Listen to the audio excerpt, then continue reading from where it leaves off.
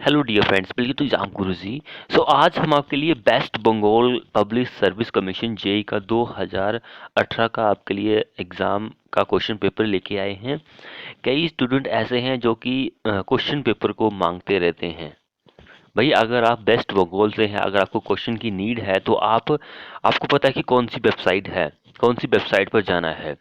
Best Bengal की website खोलिए, वहाँ पर जो प्रीवियस ईयर का क्वेश्चन पेपर का लिंक है उस पर क्लिक करते ही आपको हर एक स्टेट के जेई जितने भी हर एक स्टेट तो नहीं, आपके जो वेस्ट बंगाल का स्टेट में जितने भी एग्ज़ाम होते हैं, क्लर्क का हो, जेई का हो, इलेक्ट्रिकल सिविल जो भी हो, आपका उन सभी का क्वेश्चन पेपर मिल जाएगा। मैंने भी वहीं से ही डाउनलोड किया है। अगर आपको चाहिए भाई आप वहाँ से डाउनलोड कर सकते हैं, ईजी वे में आप उसको डाउनलोड कर सकते हैं। तो चलिए हम शुरू करते हैं आज की अपनी वीडियो। तो देखिए जो फर्स्ट नंबर पे यहाँ पे क्वेश्चन पूछा गया था कि normal formation width of A hill road for one way traffic के लिए। रोड वे की विड्थ पूछ रहा है नॉर्मल फॉर्मेशन विड्थ के लिए। हमारे पास हिल रोड है, वन वे का ट्रैफिक आ रहा है, तो उसके लिए रोड वे की विड्थ क्या होगी। वेरी वेरी इंपॉर्टेंट क्वेश्चन है एग्जाम के पॉइंट ऑफ व्यू से। सो भाई सबसे पहले फॉर्मेशन विड्थ या फिर विड्थ फॉर्मेशन या फिर रोडवे विड्थ एक ही बात है। फॉर्मेशन विड्थ या फिर रोडवे विड्थ एक ही बात होती है। इसमें जो रोडवे विड्थ होती है फिर फॉर्मेशन विड्थ जो होती है, एक सम होता है जो हमारे पास रोड सरफेस का पेमेंट होता है उसका, प्लस कैरिज या फिर कैरिज वे का, उसमें सेपरेटर भी हमारा आ जाता है, शोल्डर भी हमारा आ जाता है। कहने का मीनिंग यह है कि carriage way plus separator plus shoulder, तो ये सब कुछ जो होता है ये फॉर्मेशन विड्थ या फिर रोडवे विड्थ में आता है। तो यहाँ पे हमसे हिल रोड के लिए पूछा गया है।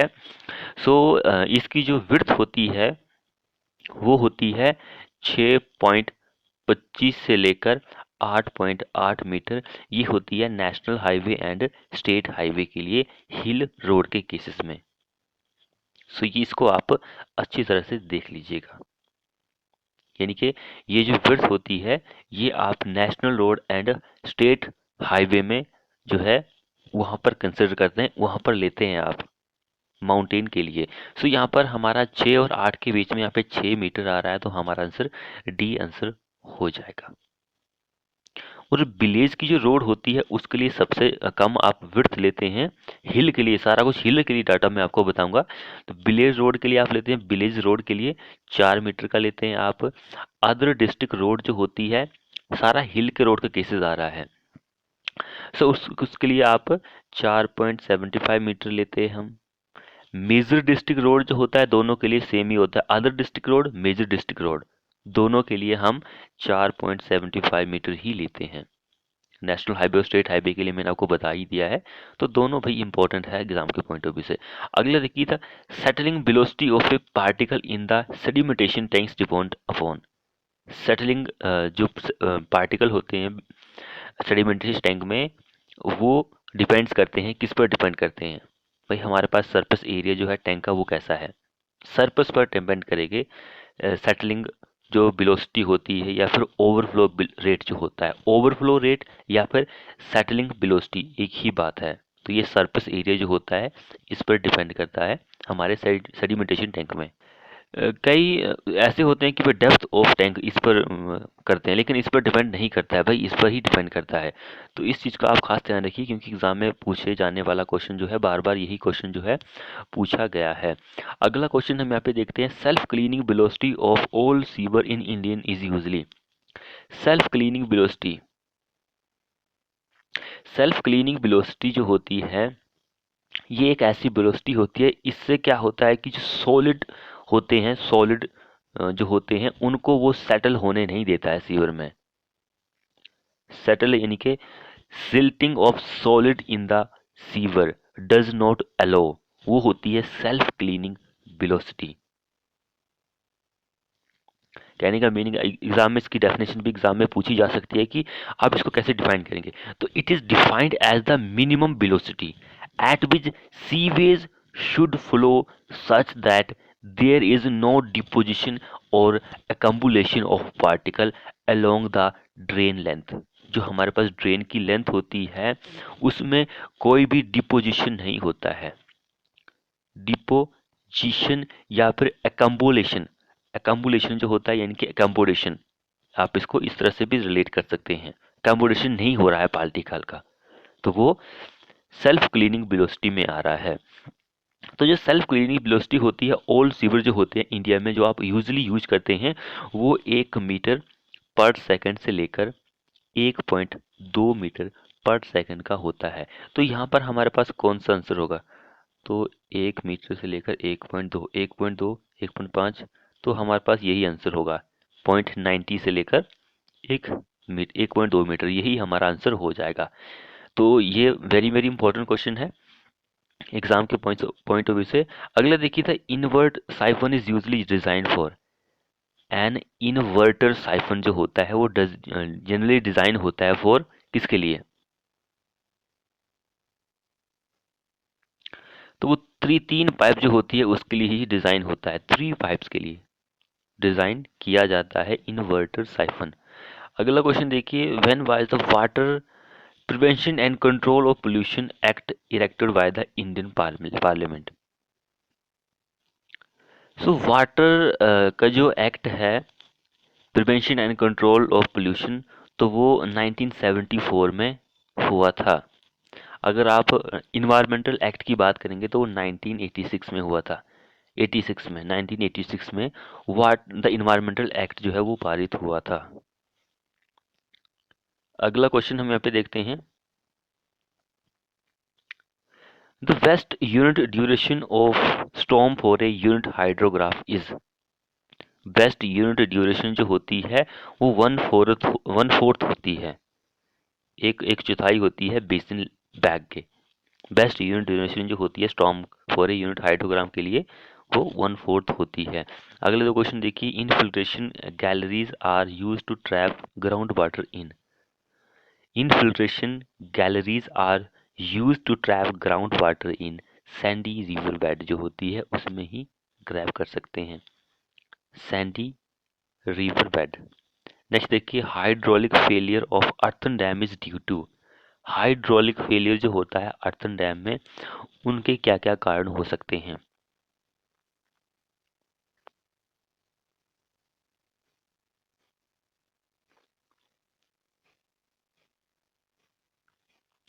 तो जो हाइड्रोलिक सॉरी अर्थन डैम होता है, अर्थन डैम जो होता है उसके जो फेल होने के कारण है, वो उनको 3 कैटेगरी में डिवाइड किया गया है। एक तो है हाइड्रोलिक फेलियर, दूसरा कौन कौन सा है ये भी आपको पता होना चाहिए। दूसरा है seepage failure, seepage failure, and third one is structural failure, structural failure. Hydraulic failure, seepage failure और स्ट्रक्चरल फेलियर। तो अब हमसे ये पहले नंबर पे जो हमने बताया हाइड्रोलिक फेलियर, तो इसको कितने पार्ट में डिवाइड किया गया है, सिंपली हमसे ये पूछा गया है।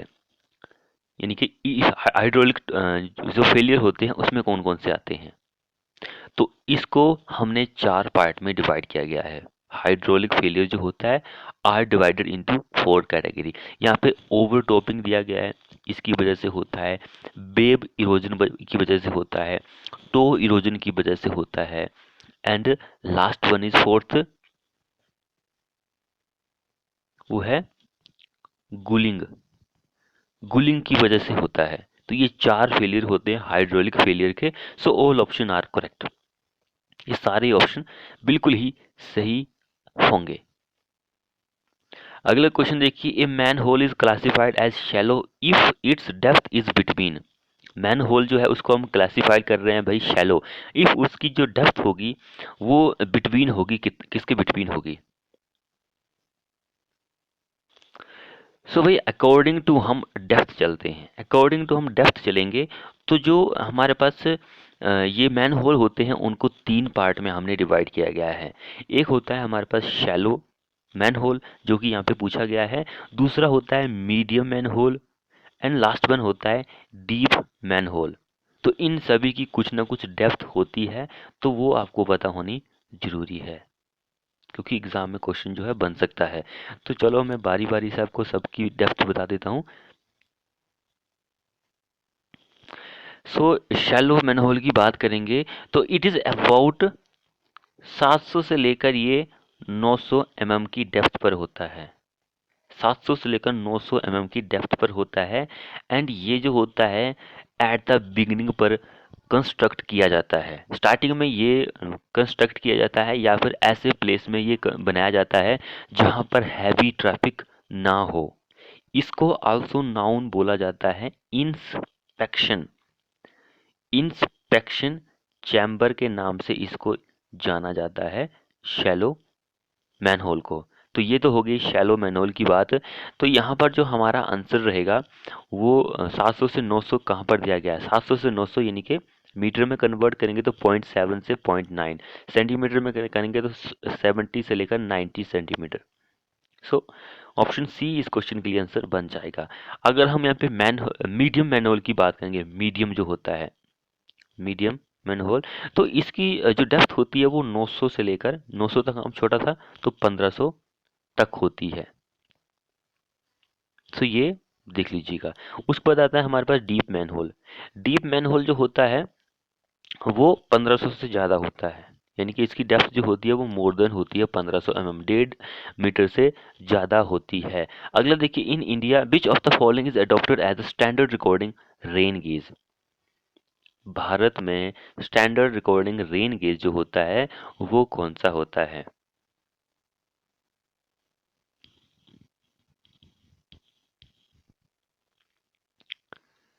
क्या आंसर रहेगा इस क्वेश्चन में हमारा? सो यहाँ पर आंसर होगा नेचुरल सैंपल टाइप का। ये स्टैंडर्ड रिकॉर्डिंग रेन गेज होता है, standard recording rain gauge. Option third हमारा इस क्वेश्चन के लिए आंसर हो जाएगा। ये हमारे पास जो ऑप्शन वन में दिया गया है साइमंड्स रेन गेज, ये जो होता है एक नॉन रिकॉर्डिंग रेन गेज होता है। जैसे कि यहाँ पे ये ऑप्शन थर्ड में था ना रिकॉर्डिंग रेन गेज, वैसे ही ये नॉन रिकॉर्डिंग रेन गेज होता है। ये मोस्ट कॉमनली इंडिया का जो मेट्रोलॉजिकल डिपार्टमेंट है उसके द्वारा यूज किया जाता है, इसलिए मैंने आपको इसके बारे में बताया है। इंडिया का जो मेट्रोलॉजिकल डिपार्टमेंट है उसके द्वारा ये नॉन रिकॉर्डिंग टाइप का रेन गेज जो होता है वो यूज किया जाता है। अब अगला क्वेश्चन देखिए, specific gravity of A well. Specific gravity जो होती है वेल की वो क्या होती है? वो डिक्रीज होती है with time from the start of the pumping. Specific capacity जो होती है वेल की decrease with time from the start of pumping. Next देखिए, zone of aeration in a sub surface water system does not include. Zone of aeration in a sub surface water system does not include, तो उसमें saturation zone जो होती है वो include नहीं होती है। अगला क्वेश्चन क्या हो रहा है, most widely used type of deep state tubewell in India is. Most widely used type of deep state tubewell जो इंडिया में यूज होता है वो स्टेनर ट्यूबवेल होता है। Strainer tubewell most commonly use किया जाता है इंडिया के अंदर। अगला क्वेश्चन देखिए, if the ratio of fine sand is increase, ratio of fine sand is increase in a concrete mix, its workability is likely to be. अगर आप fine sand को ज़्यादा यूज करेंगे तो हमारी वर्केबिलिटी जो होती है वो कम हो जाती है। नेक्स्ट देखते हैं, form work of RCC slab up to 4.5 metre span can be removal after. वही आपको शटरिंग जो है रिमूव करनी है, 4.5 मीटर का स्पैन है, लेंथ है, तो कितने दिनों में आप शटरिंग को रिमूव कर देंगे?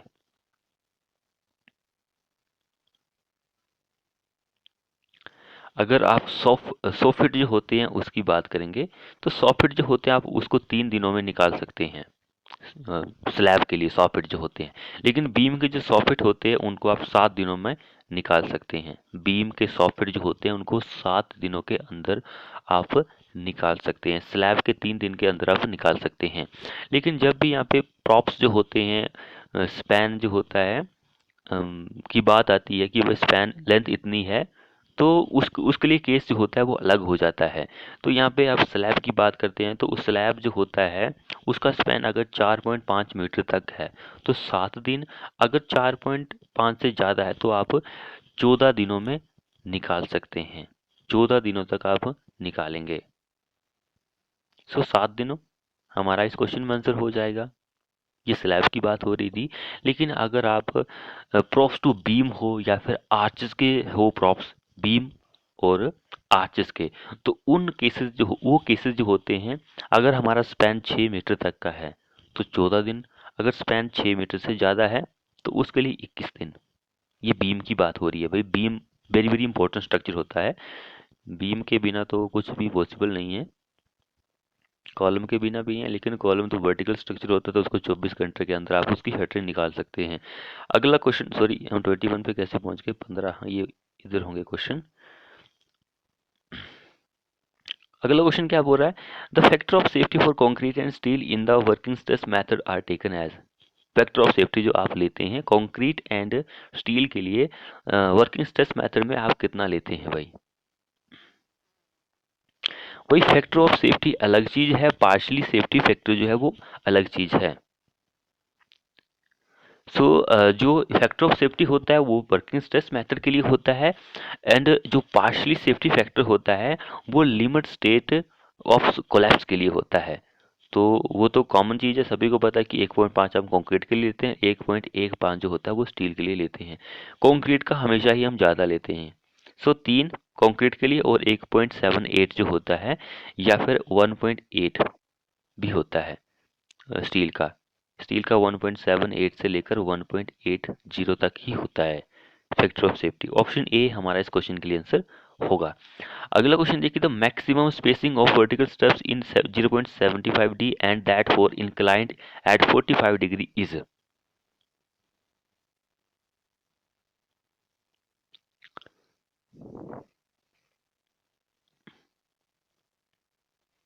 कितना होता है मैक्सिमम स्पेसिंग जो होती है वर्टिकल स्टब्स की। वर्टिकल स्टेप्स की कितनी है, 0.75 डी है, and that for inclined at 45 degree is, कितनी होगी भाई। भाई जब भी आप स्पेसिंग की बात करेंगे वर्टिकल स्टेप्स के लिए तो हम 0.75 डी लेते हैं, एंड जब इंक्लाइन की बात आती है 45 डिग्री पर तो हम उसके लिए डी ही लेते हैं। यानी कि डी, डी क्या होता है, ये इफेक्टिव डेप्थ होती है सेक्शन की अंडर कंसिडरेशन। डेप्थ मान के चलो कि हमारे पास कितनी है, 300 है, तो हम 300 लेंगे। अगर हमारे पास कोई भी केस नहीं दिया गया है, ना ही वर्टिकल का है ना ही इंक्लाइन का है, तो हम 300 ही लेते हैं, 300 mm ही लेते हैं। तो जैसे कि यहाँ पे वर्टिकल की बात करेगा, न्यूमेरिकल भी पूछा जा सकता है, तो 0.70 इंटू डी दिया गया तो डी हमारा 300 है। तो इनको मल्टीप्लाई करने के बाद जितना ही आएगा वो हमारे पास स्पेसिंग होगी वर्टिकल स्टेप्स के लिए। तो इसको आप याद रखिए। अगला क्वेश्चन देखिए, if the area of tensile reinforcement is double the moment of resistance of beam increase by about. अगर जो हमारे पास जो एरिया है टेंसाइल रेनफोर्स स्टीलमेंट का उसको डबल कर देंगे तो हमारा जो मोमेंट ऑफ रेजिस्टेंस होगा बीम का वो कितना परसेंट इंक्रीज हो जाएगा। भाई वो 22% तक इंक्रीज होगा, डबल करने पर 22% तक इंक्रीज हो जाता है। अगला देखिए, the diagonal tension in concrete can be registered by providing. Diagonal tension जो होती है कंक्रीट में can be registered by providing shear reinforcement. अभी हमने वर्टिकल स्टब्स जो थे वो shear रेनफोर्समेंट में ही आते हैं। तो shear रेनफोर्समेंट आप प्रोवाइड करके डायगोनल टेंशन जो आती है कंक्रीट में उसको रोक सकते हैं। shear जो होती है। अगला देखिए यहाँ पे, the weight of footing is assume as dash of the weight transfer to the column. Weight of footing जो होता है उसको हम एज्यूम करते हैं dash of the weight transfer to the column.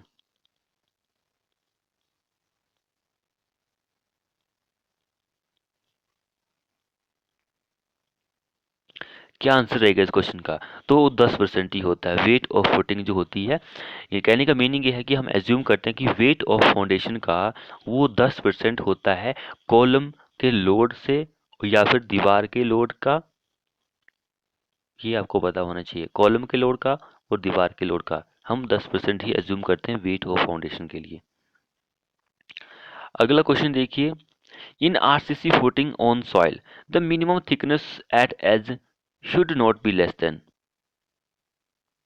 RCC footing on soil है हमारे पास, मिनिमम थिकनेस जो होगी at edge should not less than, वो 150 होगा भाई। आरसीसी की फुटिंग है, 150 mm हम लेते हैं।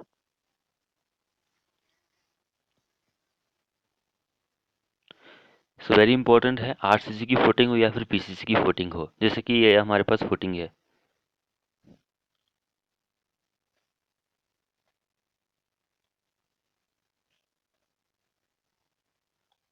सो ये जो है ये 150 mm सॉइल के ऊपर बनाई है हमने, पीसीसी की हो या फिर आरसीसी इंक्लूड हो, तो उसके लिए 150 से कम नहीं होनी चाहिए। लेकिन वही अगर आप पाइल के ऊपर कर रहे हैं ऐसा, तो 300 mm होता है पाइल के ऊपर। अगला देखिए, the RCC pipe carrying water is mainly design for. RCC pipe carrying water is mainly design for. RCC pipe है हमारे पास, उसके अंदर पानी है, मेनली डिजाइन फॉर, तो हम उसको उसमें सिर्फ हुप टेंशन जो होती है उसके लिए हम उसको डिजाइन करते हैं। हुप टेंशन के लिए आप उसको डिजाइन करेंगे। तो ये आरसीसी पाइप जो होती है, इसका जो डायमीटर होता है ये 200 से लेकर 1800 mm तक होता है।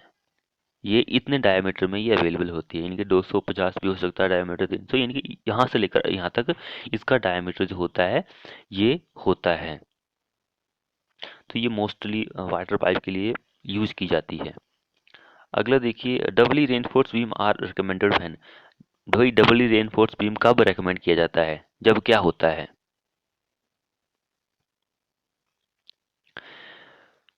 तो डबली रेनफोर्समेंट जो होता है आप कब करते हैं, जब हमारी चौड़ाई एंड जो गहराई होती है दोनों ही रिस्ट्रिक्टेड हो, कि भाई हमें इतनी ही लेनी है, इससे ज़्यादा नहीं लेनी है, दोनों ही रिस्ट्रिक्टेड हो। लेंथ तो आपको पता है कि ज़्यादा हो सकती होगी, उससे कोई लेना देना नहीं है हमें। अगला देखिए यहाँ पे, what is the value of Young modulus for M25 concrete as पर हमारे IS कोड, कितना होगा? Young modulus of concrete, Young modulus, Young modulus या फिर मॉडुलस ऑफ इलास्टिसिटी कितना होगा? कॉमन चीज है, 5000 into under root FCK। FCK 25 find out कीजिए, 5 आएगा, 5000 इंटू 5, 2530, ये हमारे पास आ गया। सो ये हमारे पास 2.5 10 रेज़ टू पावर, ये इस क्वेश्चन में आंसर हो जाएगा। यंग मॉडुलस हमारा ये होगा M25 ग्रेड ऑफ कंक्रीट के लिए। अगला क्वेश्चन देखिए, तो maximum deflection in a steel beam is limited to. Steel beam है हमारे पास, उसकी मैक्सिमम डिफ्लेक्शन कितनी होगी? बीम जो होता है L/325 होता है, इतनी डिफ्लेक्शन जो होती है वो लिमिटेड की गई है। वैसे डिफ्लेक्शन से और भी बहुत क्वेश्चन यहाँ पे पूछे गए हैं इस वीडियो में, प्रीवियस तरह के क्वेश्चन में, तो हम उसको भी डिस्कस करेंगे। सो अगला क्वेश्चन देखिए, high yield deform bar has, क्या होता है उसके पास? हाई यील्ड डिफॉर्म बार जो होती है उसके पास क्या होता है ऐसा?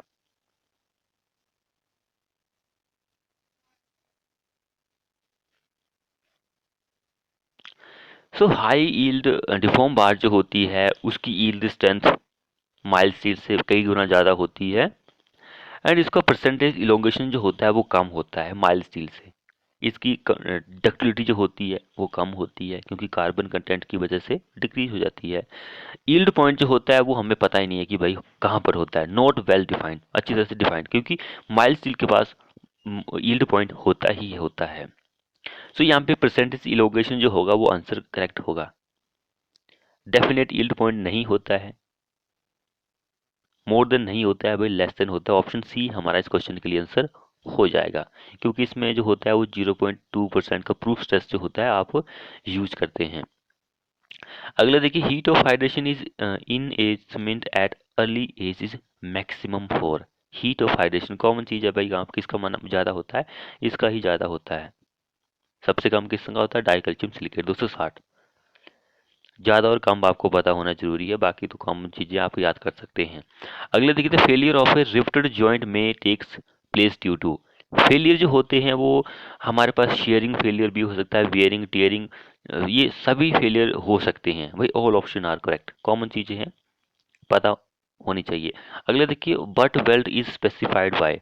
बट वेल्ट जो होती है भाई, बेल्ट बेल्ट आप करते हैं तो उसमें जो फेल स्पेसिफाई किया जाएगा, तो आप कैसे स्पेसिफाई करेंगे भाई, आपको बताना है कि आपने कितनी वेल्ड की है, तो आप थिकनेस से उसको स्पेसिफाई करेंगे कि भाई भैया हमने जो वेल्डिंग की है उसकी थिकनेस इतनी है। सो इफेक्टिव थ्रोट थिकनेस जो होगा हमारा, इस क्वेश्चन में आंसर हो जाएगा। अगले देखिए, विच of the following is the best compression member section. Best compression member, तो वो ट्यूबुलर सेक्शन जो होता है बेस्ट कंप्रेशन मेंबर होता है। Tubular section is ideal compression member. अगला हम क्वेश्चन यहाँ पे देखते हैं, the slenderness ratio of a compression member is the ratio of effective length of the compression member to the. भाई यहाँ पे जो हमारे पास स्लेंडरनेस रेशियो होता है वो कंप्रेशन मेंबर के लिए ही होता है, टेंशन के लिए नहीं होता है। तो उसका रेशियो क्या होता है, तो slenderness ratio is the L effective over r minimum, यानी कि रेडियस ऑफ गायरेशन हमारे पास आंसर हो जाएगा।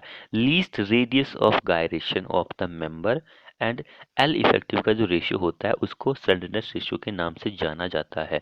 नेक्स्ट देखिए, modular ratio of two material is the ratio. Modular ratio जो होता है, देयर मॉडुलस ऑफ इलास्टिसिटीज होता है। मॉड्यूलर रेशियो जो होता है दो मटेरियल का। नेक्स्ट में देखिए, the length of A conical bar is L, diameter of the basic is d, and the weight per unit volume is w. It's fixed at its upper end and hinging freely. The elongation of the bar under action of its own weight will be, तो own weight के लिए L WL square over 6e। ये third हमारा इस question के लिए answer होगा। Poisson ratio जो होगा वो स्टील के लिए कितना होता है, Poisson ratio is very from 25 to 0.33। Next one देखिए, when a cantilever beam is loaded with an uniformly distributed load, the bending moment diagram will be at। Cantilever beam है, उसके ऊपर यूडीएल लग रहा है, तो बेंडिंग मोमेंट डायग्राम जो होगा वो क्या बनेगा, bending moment diagram for cantilever beam.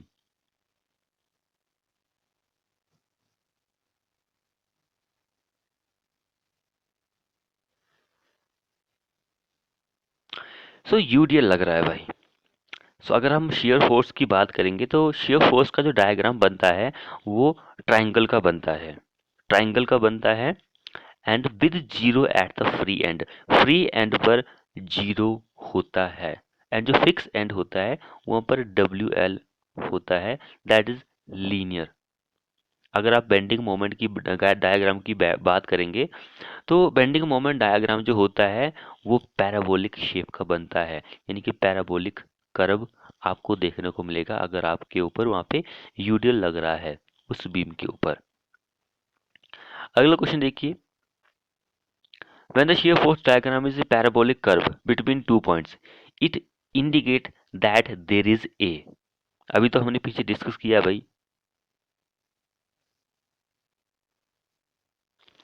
सो भाई अगर कोई भी आपका सेक्शन है तो उसके ऊपर U V L uniform varying load लगता है, तो हमारे पास shear force diagram and bending moment diagram दोनों ही पैराबोलिक होते हैं।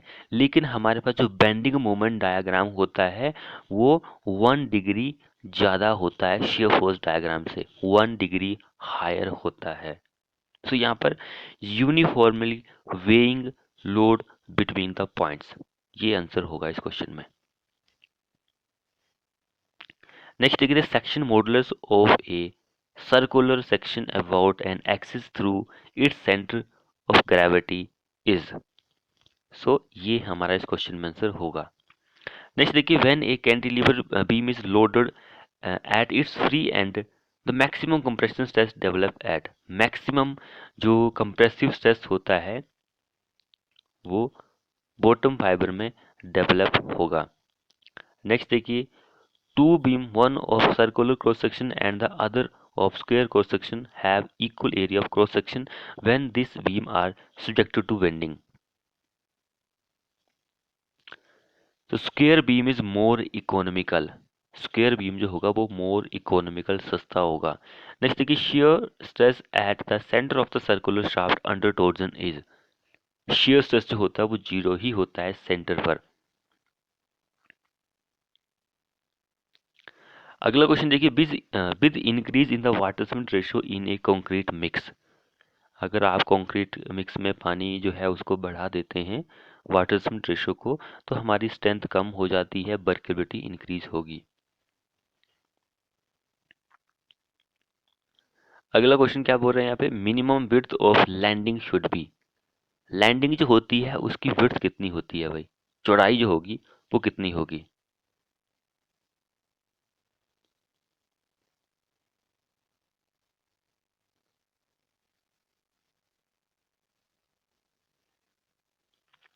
भाई लैंडिंग जो होती है इसको आप ऐसे बोल सकते हैं कि भाई चेंज इन डायरेक्शन। आपको डायरेक्शन चेंज करनी है तो आप लैंडिंग जो है वो प्रोवाइड करेंगे।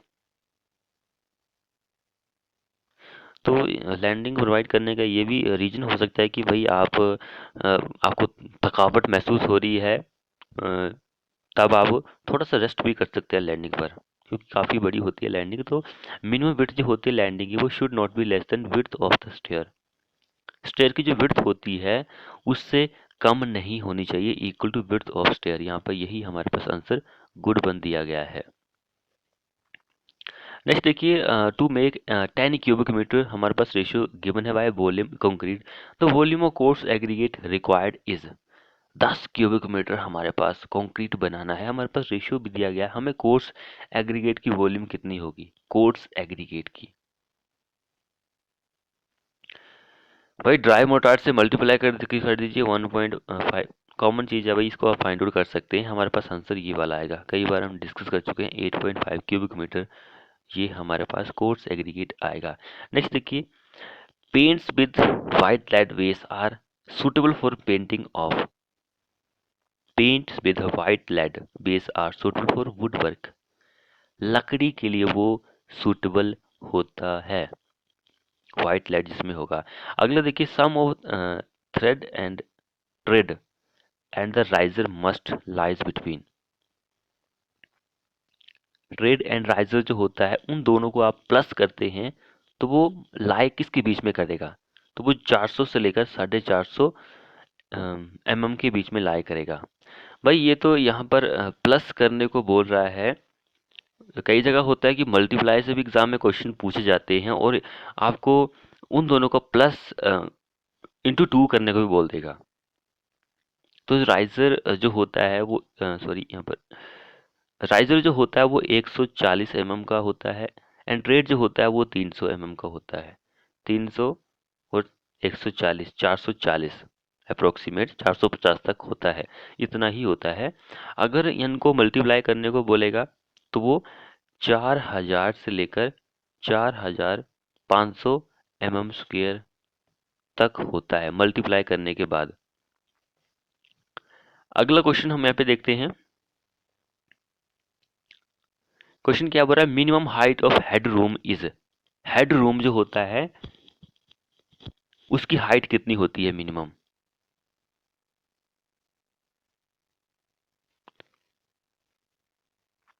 हेड रूम की हाइट तो should not less then 203.2 centimetre इसकी हाइट होनी चाहिए, या फिर 6 से 8। 203 यहाँ पे कहाँ पर दिया गया है, 203 कहने का मीनिंग है कि 2 मीटर एंड सेंट 0.3। कौन सा आंसर होगा? 1 हमारे पास यहाँ पर आंसर हो जाएगा। इतनी होनी चाहिए भाई उस।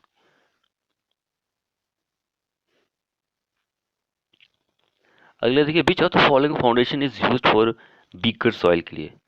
विच of the following foundation is used for beaker soil या फिर बीक सॉइल के लिए? कौन सी आप करेंगे? तो भाई राफ्ट फाउंडेशन कॉमन चीज है कि भाई हम राफ्ट फाउंडेशन ही बीक सॉइल के लिए, जिसकी बियरिंग कैपेसिटी कम होगी, हम वहां पर इसको ही यूज करते हैं। सॉफ्ट सॉइल हो, पुअर सॉइल हो, कोई भी सॉइल हो, इसके लिए हम इसको ही यूज करते हैं।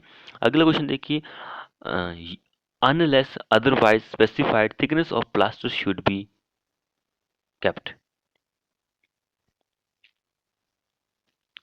क्या आंसर रहेगा इस क्वेश्चन में? तो 6 से 12 mm जो होती है प्लास्टर की थिकनेस हमारे पास होती है। वैसे और भी बहुत सारे केसेस होते हैं, तो वो केसेस अलग चीज है, लेकिन 6 से 12 mm यूजली इतनी ही होती है।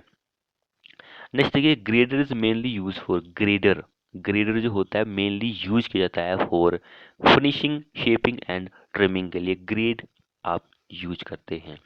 अगला और लास्ट क्वेश्चन देखिए हमारे इस वीडियो का, इसके बाद हम नेक्स्ट पार्ट में डिस्कस करेंगे। क्वेश्चन क्या बोल रहा है? Unit of measurement for roofing tile is specified in term of. Roofing tile जो होती है आप उसको स्पेसिफाई कर सकते हैं इन द टर्म ऑफ। भाई टाइल का वर्क हमारे पास जो भी हो स्क्वायर मीटर में ही चलता है। फ्लोरिंग टाइल हो, रूफिंग टाइल हो, दीवार की टाइल हो, कोई भी टाइल हो, बरंडे वाली टाइल हो, कोई भी टाइल हो, स्क्वायर मीटर में हम उसको करते हैं। ऑप्शन ए हमारा इस क्वेश्चन में आंसर हो जाएगा। सो मिलते हैं ऐसे ही बेहतरीन क्वेश्चन के नेक्स्ट पार्ट में।